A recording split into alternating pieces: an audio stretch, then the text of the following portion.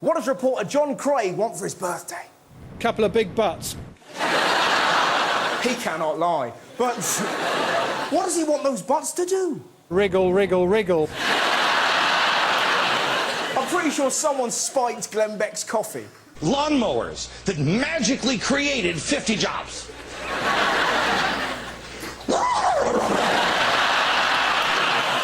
I love it when reporters lose it. Staying and doing nothing is as heinous as doing it all.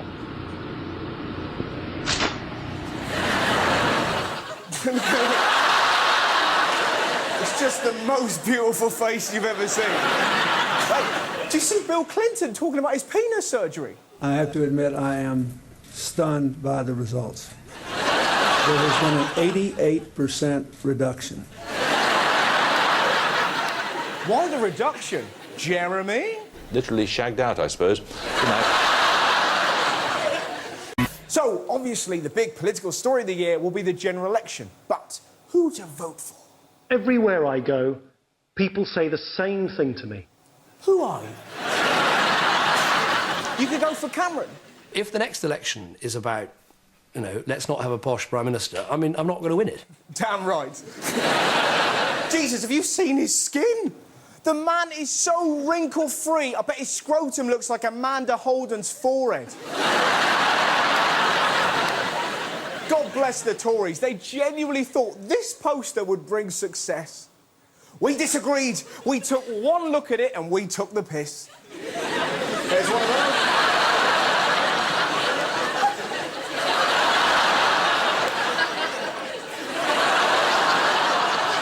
This, without doubt, was my personal favourite.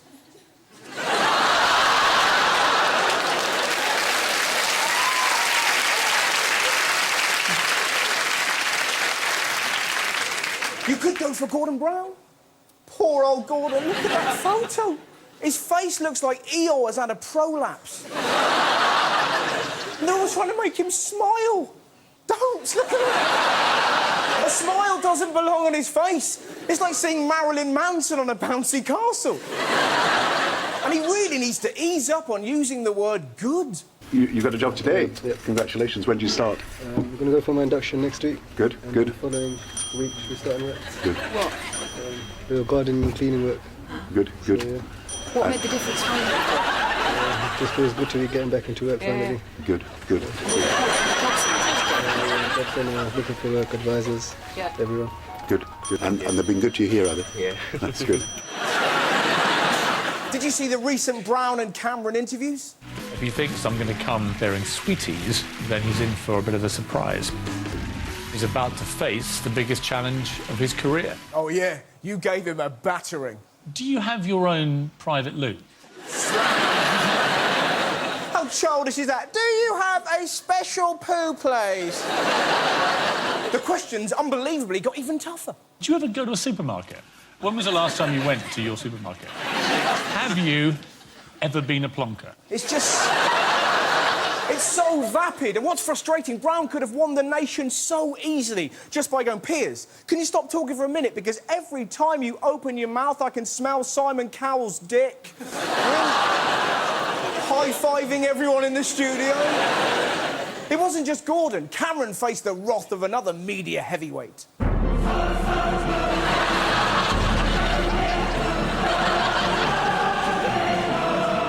It's X Factor or Strictly. Fish and chips or Coronation Street or EastEnders.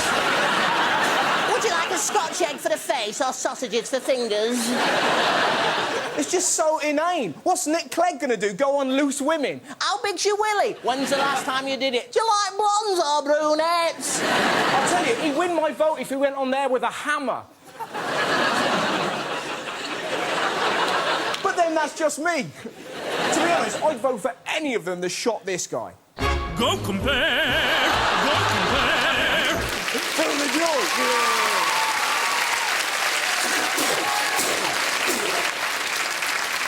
Or pay a meerkat to do it. This new advert today. We have the big fat go compare man. Lock and load, Tubby.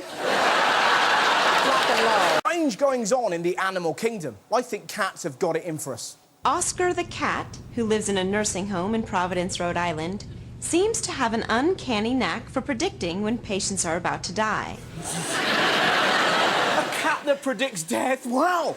Mine just likes to lick his own arse. Or scare me, the ginger bastard. The other day, I woke up with him on my face, terrifying. I thought I'd gone down on Anne Robinson.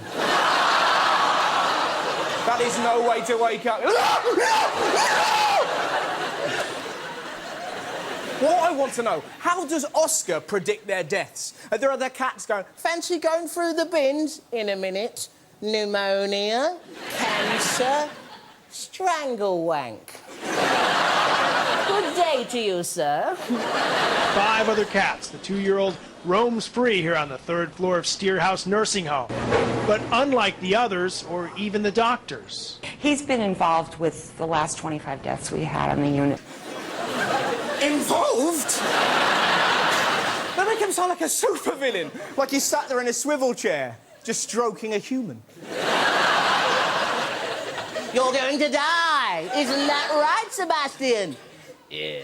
He curls up, just like this, only on the beds of patients who are a couple of hours from passing. Sidles up to old people and then they die. Who was he in a previous life? This guy?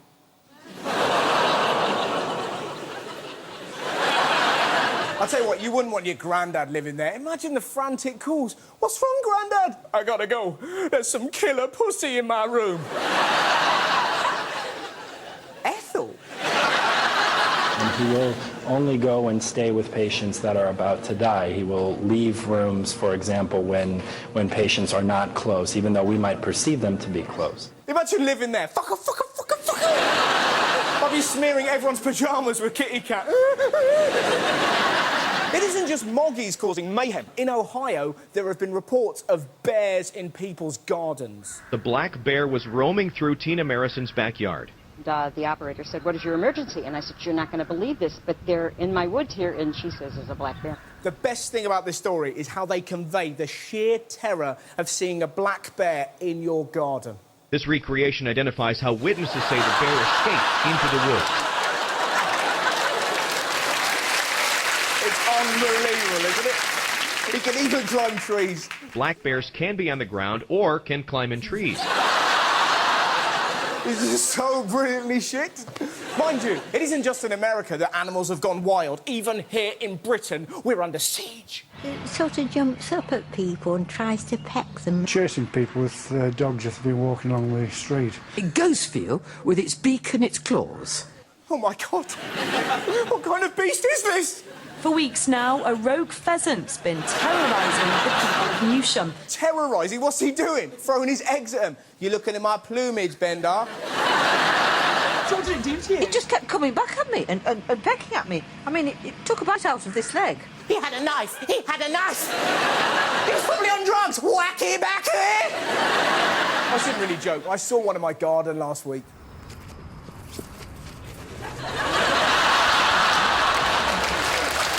A feisty raccoon has bitten off a pervert's penis as he was trying to rape the animal.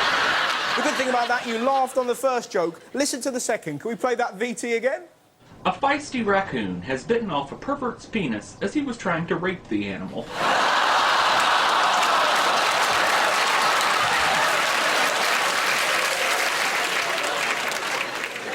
Raccoon rape. I've been pissed in my time. I've been horny. I've never looked at a rodent and thought, I'm going to tap that bitch.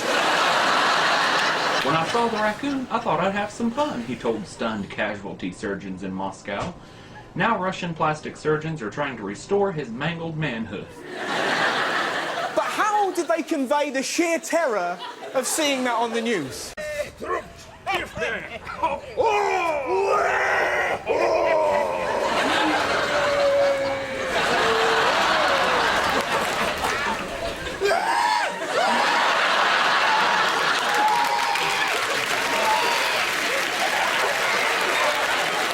I'll tell you what, wouldn't it be hilarious if he was in the waiting room in Casualty and this programme came on? The Raccoons.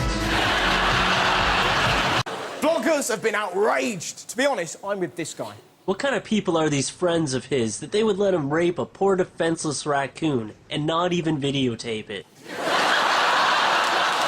Now, did you see this? A female motorist has had an amazing escape after her car became attached to a truck's bumper. It was unbelievable. Did you see the mobile phone footage?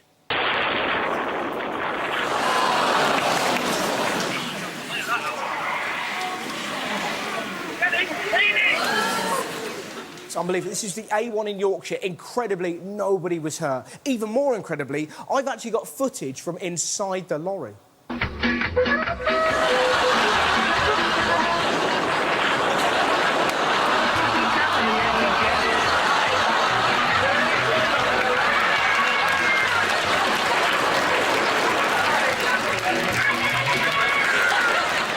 I joke, of course. Now, there's been loads of bizarre stories this week. Have you seen what the National Trust have been up to?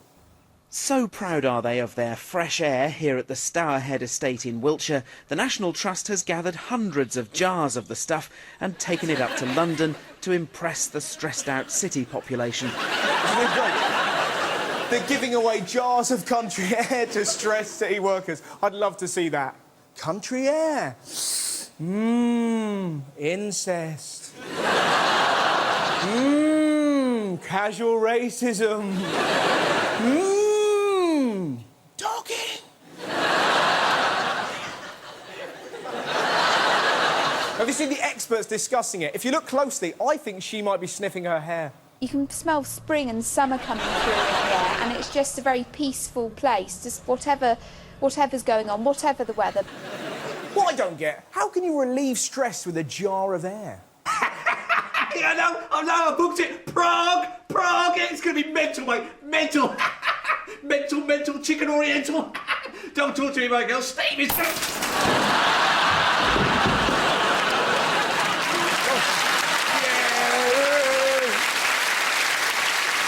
Bus driver Kevin Halstead isn't picking up passengers today, but he is picking up a cheque for £2.3 million after winning the lottery. Yep, this is the incredible story reported in The Sun that driver wins £2 million 24 hours after divorce.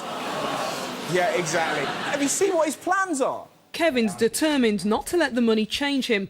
After taking a couple of weeks off, he'll be back driving his bus on the 125 from Preston to Bolton.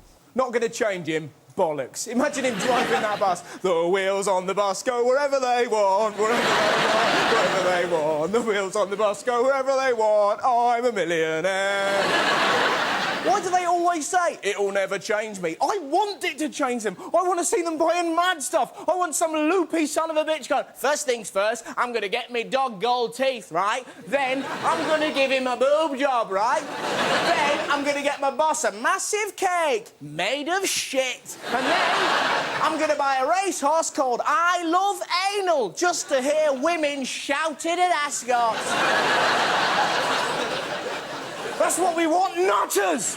Don't you just love it when people celebrate properly? That's the end of the race, and I can tell you, certainly, that neither Denman nor Corto have won. So, we think the winner was... I think... Somebody very happy behind us there. Apologies if you managed to pick up on that. A local person who didn't back the two favourites went against the Brady's. Obviously extremely happy here. This chap was the man that we just spoke to.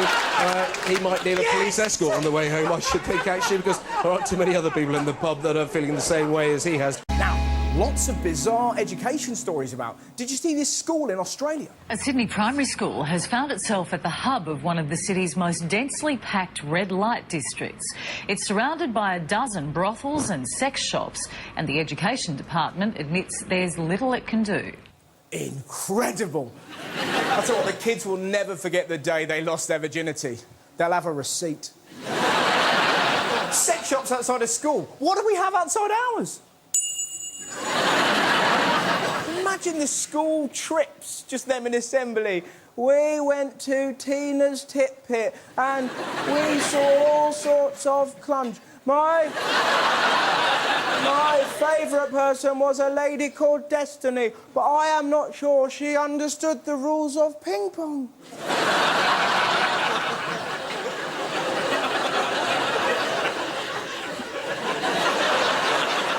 This, without doubt, is my favourite bit of the news coverage. There are 5 massage parlours, 5 brothels and 3 adult bookshops. And you've just shown the kids exactly